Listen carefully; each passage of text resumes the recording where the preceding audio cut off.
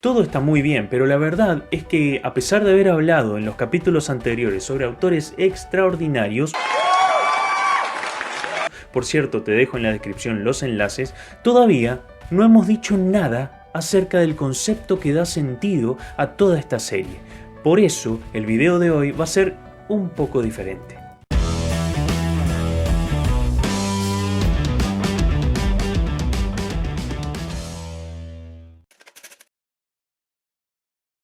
Esto, como sabes, se llama aula de literatura y estuve pensando que todavía no hemos intentado contestar a la pregunta más importante para quien se dedica a cuestiones literarias, y es necesario hacerlo ahora que estamos en nuestro 5º capítulo. Vaya, no encuentro fallas en su lógica. Por supuesto, después de entender por qué separado se escribe todo junto y todo junto se escribe separado, o qué culpa tiene Fatmaul.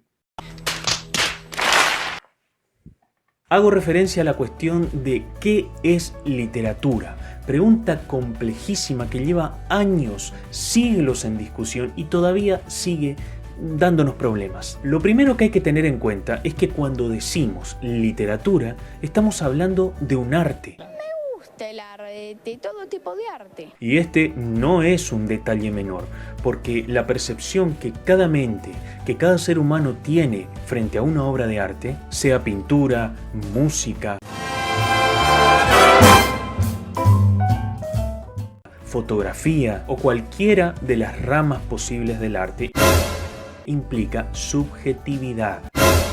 Implica que ese acto de ver se encuentre atravesado por las sensaciones, las experiencias, los saberes, los prejuicios de quien observa. Por tanto, desde acá ya estamos un poquito complicados. No. Bueno, sí. La siguiente cuestión fundamental es comprender que si la literatura es un arte, requiere como tal de un instrumento a partir del cual generarse, así como la danza, por ejemplo, hace uso de los movimientos del cuerpo. O la escultura trabaja con el cincel sobre el mármol. El maestro ataca la piedra con un cincel a fin de eliminar con enérgicos golpes el primer material sobrante. En literatura ese instrumento es la palabra, escrita o ejercida de manera oral. Y ante esto se nos plantea un problema más interesante todavía. Si la palabra es el instrumento de la literatura, entonces todo lo escrito y todo lo hablado ¿es literatura? ¿Una nota de periódico, un prospecto, un poema pueden ser considerados literatura? Nuestra primera respuesta es no. Hay textos que son literarios y otros que no. Pero, ¿qué hace que un texto sea literario? Que podamos considerarlo literatura.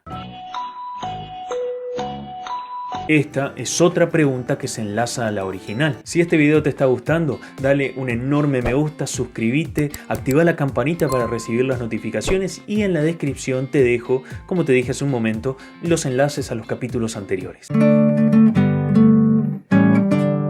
Hace un momento dije que la pregunta sobre el concepto de literatura lleva siglos en discusión, porque de hecho mucho de lo que sabemos y de lo que hemos asimilado sobre la respuesta a esta pregunta deriva de las reflexiones de Aristóteles, concretamente de un libro llamado Poética. De este breve tratado se desprenden las nociones fundamentales que se han puesto en el centro de la discusión y de las posteriores derivaciones teóricas: el concepto de mímesis, el concepto de verosimilitud y el de catarsis. Para Aristóteles, estos tres elementos se interrelacionan. La literatura debería ser entonces la imitación de acciones elevadas y completas en sí mismas, provenientes del mundo del ser humano y expresadas de tal forma que genere en el espectador y en tal caso el lector la catarsis de esas emociones, que experimente una especie de liberación.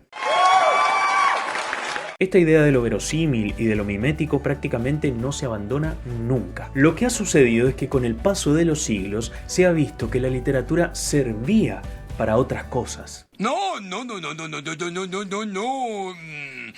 Bueno, sí. Además del deleite y la catarsis, bastante avanzada la Edad Media y hasta principios del siglo XIX, la literatura operó como fuerte elemento moralizante y didáctico. Es decir, la literatura servía para enseñar, para mostrar modelos de conducta que debían ser imitados: el buen ciudadano, el buen esposo, el súbdito ejemplar. Y si nos ponemos a pensar, esto prevalece en muchas obras, sobre todo en la literatura infantil, donde encontramos cuentos y poemas que enseñan a los niños a hacer algo o comportarse de una manera determinada. Del siglo XIX es la más popular de las concepciones de literatura, que figura en múltiples manuales. Con el surgimiento del romanticismo llega la idea de que la literatura implica esencialmente la expresión de los sentimientos del autor. Que el arte es el canal a través del cual el artista, el creador, puede sacar afuera todas sus angustias y sus pasiones. En pocas palabras, es una forma nueva de catarsis. Al ingresar al siglo XX nos encontramos con dos formas nuevas de entender la literatura. Por un lado, y por el influjo creciente del marxismo en la cultura, se entiende a la literatura como potente instrumento revolucionario, cuya principal finalidad es la de generar cambios sociales. Esta noción concretamente la desarrolla Sartre en su libro ¿Qué es la literatura?, de 1948. Más o menos al mismo tiempo, con el surgimiento de las vanguardias y el fragor de la guerra, y sobre todo con el trabajo de un grupo de intelectuales conocido como los formalistas rusos, se pensó también que la literatura y el arte en general no debían preocuparse por otra cosa que no fuese la propia obra. Todo lo accesorio y contextual, las intenciones del autor, la biografía, los aspectos históricos, los efectos, eran totalmente irrelevantes para emprender la lectura y la interpretación de los textos. Y es acá donde encontramos nuevamente esta cuestión de que existen textos que son literarios y otros que no. Según los formalistas rusos, los primeros contienen literariedad, esta condición que hace que un texto pueda ser considerado literario y los otros no.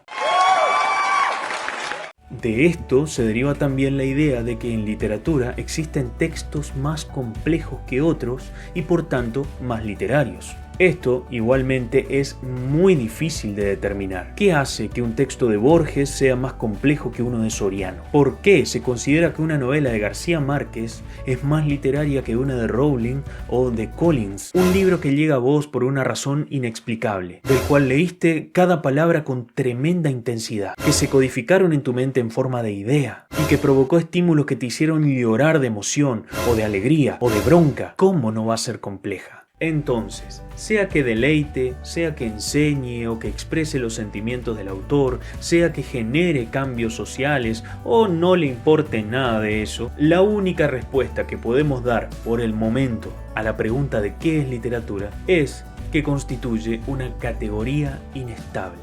Es decir, dependiendo de la época, dependiendo de la cultura, de la concepción del mundo y del ser humano que se tenga, el concepto de literatura irá fluctuando y siempre escapándose.